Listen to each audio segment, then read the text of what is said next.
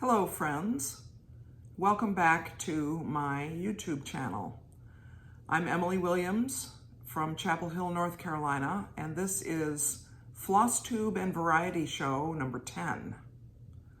And as usual, because this is a Flosstube, you're going to hear about my cross stitch, and because it's a variety show, you're going to hear about something else, and we'll see what that turns out to be today. I actually do have quite a bit of cross stitch to show this time because it's been 2 weeks since I made a video. The week before last was just unbelievably busy. You know, I'm retired. I shouldn't be busy, right?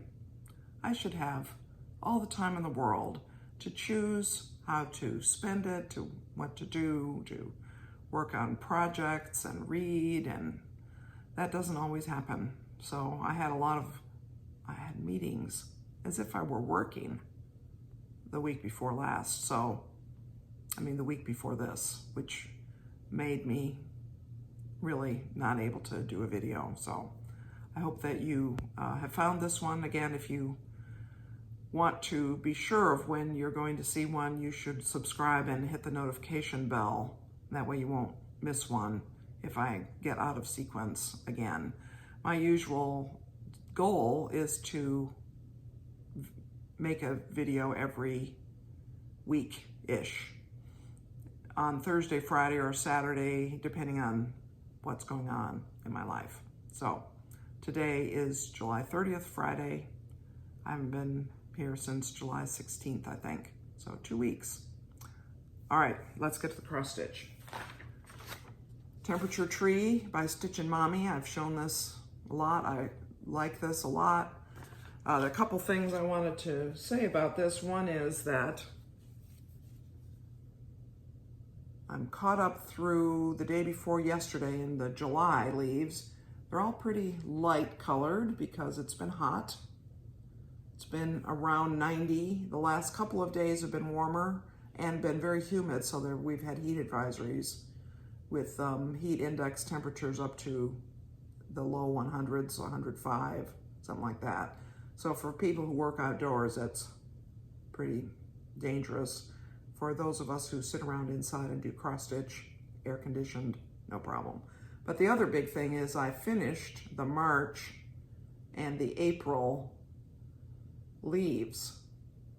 And so now I'm caught up, all of the trunk, the branches and leaves through 2 or 3 days ago. And this is the August branch stitched. And you may recall that I had said that being caught up in that way would signal that I would allow myself to start another project. So I'm gonna show you that in a minute. I haven't started it yet. I'm gonna show you the intention. Under the Roof of Blue Ionian Weather. This is a full coverage piece based on a 19th century painting. When I showed this to you before, I was working down in this area. I'm sorry, there's a shadow from the hoop. I'll try to, well, you're just gonna have to deal with it. Sorry, that's just how it seems to be. Here is where I've been working a lot recently. And I also gridded. I had to do some more gridding up into this area.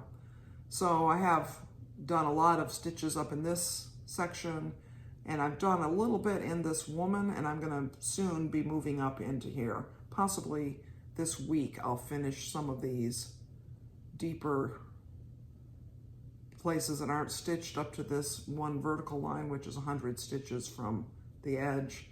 And then I'll move up in here and do her and some more. There's some more sky up in that area. So that'll be what I do next. I do enjoy this. I enjoy seeing the progress. I enjoy the fact that it's on Pattern Keeper, and therefore I can have some numerical encouragement of how many stitches I've stitched, but it's a lot of gray, which is why I enjoy working on pieces like this one. This is Talavera, which is a mystery stitch along by Linens and Threads. Well, actually, I think now they've changed their name of their company to Fox and Rabbit. They have a great YouTube channel, by the way, Fox and Rabbit. And I've shown you this, I think, since the July release, which were what's in these little bands between the blocks. And what I've been working on since the last time I showed this is a little bit in the 2 columns. I finished this first column a number of weeks ago, so I've begun to work in those 2 columns. I think that was since I last showed you, and in particular, I have been working on this block, which was maybe the June, that might have been the June release. So I have just these to repeat down in these corners, and that block will be done. And then I did one little band that goes in between all the blocks. I did this in order to settle what the colors were going to be. Because once I know what the colors are, it's actually pretty quick to, well, it's easy to stitch. When I'm still working out what the colors are going to be, it takes quite a while to think it through and to use my colored pencils and print out of the pattern and so on. But this is fun. Soon, another day or 2, we'll have another release. I think it will be another block, is my prediction, one of these blocks. And what I'm trying to do is to use the blue, orange, green, and red colors in a balanced way. So I've sort of set up so that it's diagonally balanced. So below the blue one will be another orangey, yellowy one, and below the orangey one will be another blue-oriented one. That's what I plan. That's what I think. Whoops. I meant to show you the whole length of it, and I dropped it the wrong way. There will be 2 more blocks below. And of course, I have to fill in those columns. But that's that. Now I want to show you a fully finished object, as it's called. I worked on this, and I have been working on this for a while, and I actually finished it in maybe April or so, and then was debating and trying to figure out what to do with it. And I decided that I was going to frame it myself. And so I ordered a custom frame, which I'll put in the notes where I got it. I could have done a little better job on the measurements, but here's this. And sorry about the glare there, that's a little better. It has a acrylic glass-ish thing in it. So can you tell what this is? Can you tell? I'll tell you. It's apple pie. It's an apple, and the numbers are the numbers in pi. And I stitched this for my son, who is a math teacher, in public school. So I'm hoping that he will just stick it someplace in his classroom, because I think it might be fun for his students. I hope he'll like it. I hope he doesn't watch my videos, because if he does, it won't be a surprise. But that's all right. It's almost his birthday. His birthday's in just a couple weeks, 3 weeks-ish. So this is a birthday present for him. And I actually pinned it, stretched it with pins, and I'm fairly satisfied. So that was good. So what I'm going to be working on in this coming week, in addition to continuing on Under the Roof of Blue Ionian Weather, is my Blackbird Design Salute to Abigail, because this weekend, today, tomorrow, and Sunday, is the Blackbird Design Weekend Stitch Along. And I am going to start working on this again this afternoon. My goal for this weekend is to finish the border and hope that it meets, and then to do 1 or 2 the motifs in there, or maybe get started on the big flowers. We'll just see. We'll see how energetic I am about counting. Whoops, sorry, I'm not supposed to show that. This is what I meant to show, about counting from the border over to some of these motifs. But if I were smart, I would start this giant thing of flowers, because that will take quite a while to stitch. So perhaps I'll finish the border across the bottom and start this. We'll see. I'll show you next week what I got done on that. And that now this is the thing that I had mentioned a few videos ago, that I had some mental conflict about whether I was going to start yet another cross stitch. What would make me feel qualified to do so? And what I decided was that when I got caught up on temperature tree, I would feel that it was then okay to start another cross stitch, because catching up on temperature tree took a lot of time, since I didn't even start working on it until halfway through the year. But now that I'm caught up and I'm doing more normal amounts of it each week, I think I can easily stay caught up until the end of the year and be able to finish it. So this is something I've been wanting to start, and I think I'm going to start it. Now, will I start it this week? I don't promise that I will, because as I mentioned, I have the Blackbird to do, and want to keep going on Talavera and things like that. But I now feel as if I can give myself permission to start this, and I will not be in the insanity column. This will be not too crazy to think of starting this. So maybe I'll show you that next time. So that is what I wanted to tell you about my cross stitching. And so for my variety show portion today, I would like to talk to you about 2-player board games. I have a lot of them, because right now it's just my husband and me here at home. And even when our son was at home, it was not very often in his later years of high school that we all three played a game. Although we did have the game jar when he was in elementary school and middle school, where every few months we would, as a family, make a list of games that we were interested in playing or willing to play.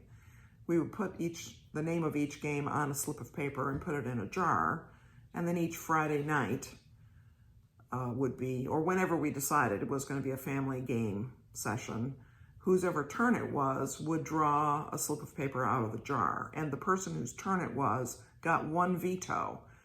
So if they drew a game that they just were not in the mood for that night, they could say, nope, not playing this one, and then they would draw another one, but you have to play the second game that you draw. And then we three would sit down and play that game together, and we would be cheerful about it, and we would play with good sportsmanship and have a fun time. And when I say that we would be cheerful about it, of course, the younger members of the family, which would be our only younger member, our child, learned to be cheerful about doing something that maybe wasn't his first choice, but it was what the objective jar of games pulled out. So that worked really well. But when we were just going to be 2 players, it was nice to have some 2-player game options. So this game, Lost Cities, is a very good 2-player strategy game. And it's actually a card game. It's, and the edition I have does not have rules in English at all. So I can't remember if I found this on the internet or if it came with it, with English rules printed. But it has a little board, and each of these represents an expedition that you are trying to achieve, you're trying to make some progress on in order to reward your investors. And so there are 5 different colors, and you can play an investment card, and the artwork is quite nice on these cards. And then you play the number cards that represent what you get out of the investment.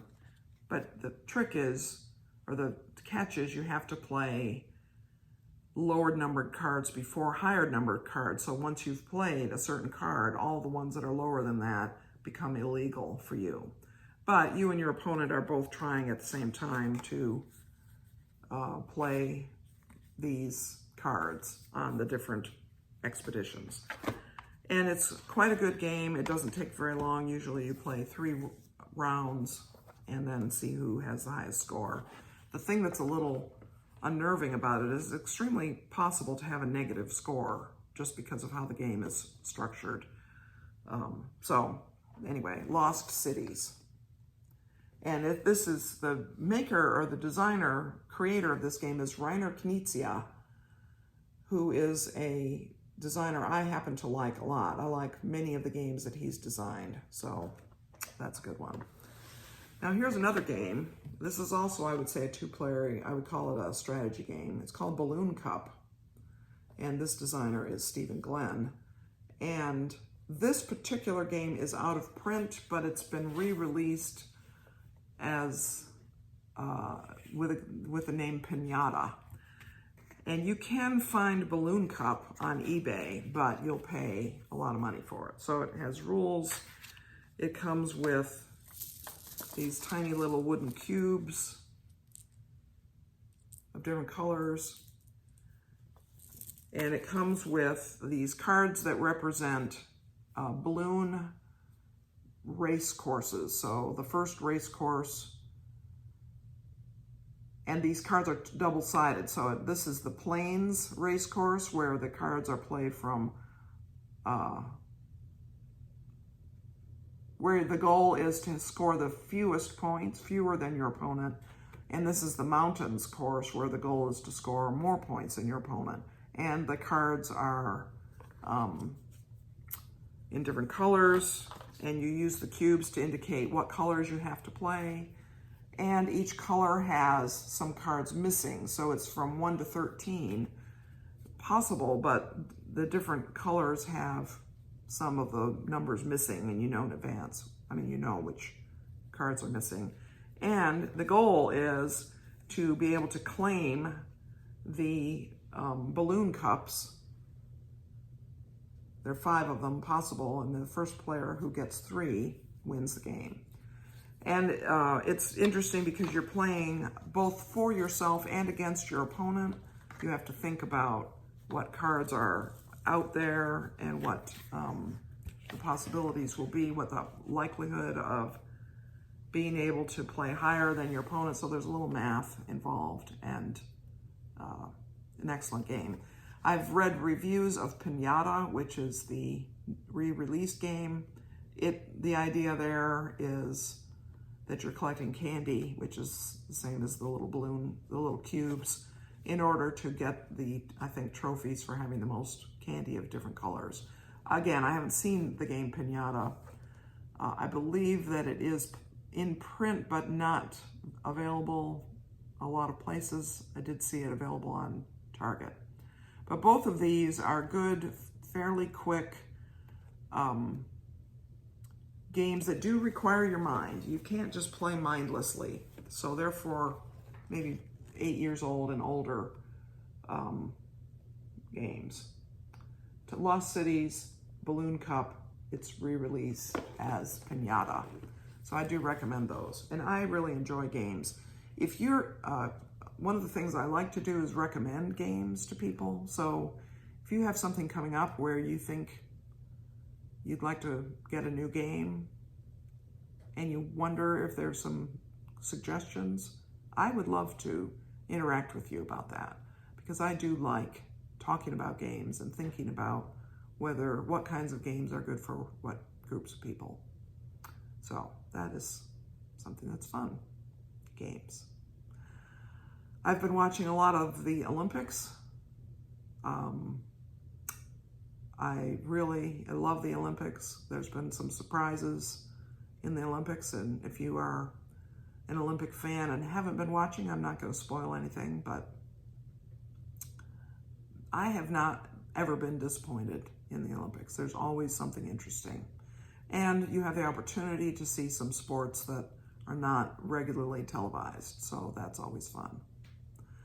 I hope maybe next time I make a video to talk more about my Olympic experience. So you'll just have to wait and see what that is. But in the meantime, I hope that you are staying cool enough if you're here in this region of the country that's inordinately hot. I hope that you are enjoying whatever it is you're doing, whether it's cross-stitch or quilting or playing games or hanging out with friends. I hope you're being wise and staying safe, and get vaccinated. People, get vaccinated. That's really important, I think, to help our society and our world hopefully be able to curb this virus. And I don't, as you have noticed, I don't have a ton of political or social stuff to say, but that I think is pretty important. And I guess that's all for this week. So thanks again for watching. Like it, comment, tell me what games you like, what you're working on, whatever. Subscribe, hit the bell. Thank you so much, and many blessings to you, friends.